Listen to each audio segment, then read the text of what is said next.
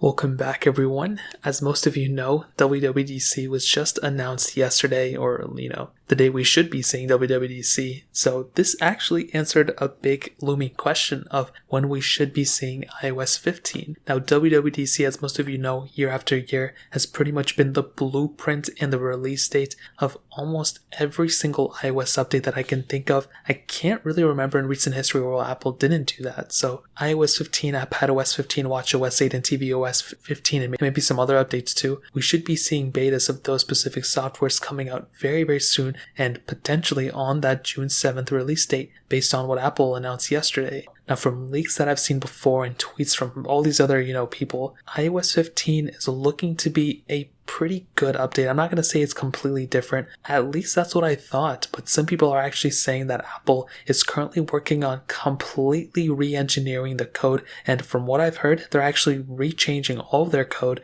in order to actually create a better software that's tailored to their newer hardware. And at first I couldn't believe that, and then I started to kind of believe it, like maybe it'll happen, maybe they're doing it.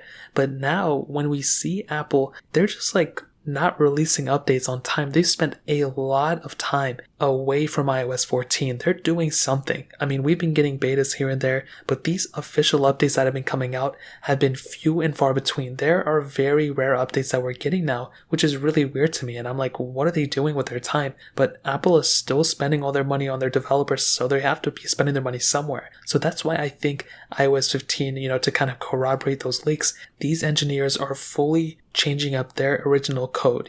From what I've heard, they actually started brand new code, so they didn't even use any of the old one. As far as I know, it could be wrong, but that's pretty insane. We could be seeing faster speeds and better battery life because the software is now tailored to these newer iPhones. So it's not like we're copying and pasting the old stuff and then we're using it. It's brand new code, which is really cool. So we don't really know 100%, but based on what I heard and just based off, the experience we've had with Apple so far, it may be the case. Now, with the WWDC invite, we saw some, memojis or whatever these things are, opening up a MacBook, kind of like what Craig Federici did that one time for the M1 MacBooks, which I use all the time and I love. And surprisingly, there have been a few little tweaks that we've been able to see with this specific image. So a lot of people have been kind of saying about the AR glasses thing. I'm not 100% too sure that may be the case. I don't really think so, but it may be. But these apps within the reflection of the glasses are super, interesting to me. So first of all, we see these two apps at the end. I'm not too sure what they are, but we see the Xcode app and the Terminal app. Now, when I saw that was actually pretty cool because, as most of you know, there's been a lot of leaks coming out that the iPads could potentially be getting Xcode and potentially terminal support. I mean, it would have to get terminal support, I think, if it's, kind of coming out with Xcode. So that's a really awesome thing if that ends up being the case. It'd be even cooler if that ended up being the case with iPhones. If we were able to get Xcode on our iPhones, think about the amount of apps and just think about the development community of like what could potentially happen if that were the case. I think that would be really, really awesome. Now, on top of that, that's kind of more so with iPadOS 15. But the thing is that if you look at the right side of that little calendar icon right underneath the eye, I don't know why, but as soon as I saw that, I was like, okay, there's a reason they put that there. They wouldn't just put that there for no reason. I personally do think, whenever I was just thinking to myself the other day about this too, these stock iPhone apps, you would be so surprised how little innovation has happened with these apps.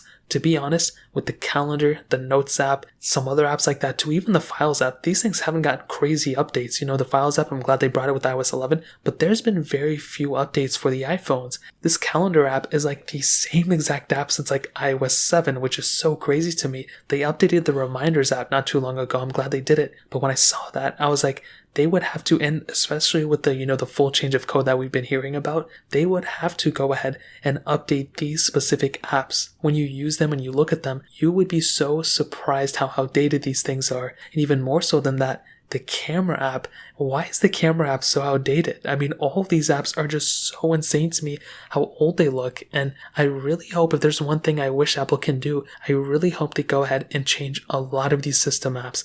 The calendar app, the Notes app, even the clock app to some extent. These are some really outdated looking apps, and I really hope Apple can go ahead and kind of brush them up a little bit, make them look a little bit cleaner. Even the calculator app, I truly do think Apple is probably going to go ahead and update a lot of these system apps within iOS 15. At least that seems to be the case from things that we've heard, especially kind of with that little calendar icon. I could be making something from nothing, but that's kind of what I'm seeing here. So that's pretty much it. we now know the official release date of this thing, so it's only a matter of time before this thing gets released. So that's pretty much it. If you guys have any other questions or anything like that, let me know in the comment section below. Hit the like button, that would mean so much, but definitely hit that subscribe button. Every single subscriber that we get really does count, so it'd mean so much if you guys could hit that. Also check out the other links down in the description as well. My Twitter, my Instagram, my other channels. More importantly than everything else, I love every single one of you guys. Hopefully I'll catch you guys in the next video. Peace out till then.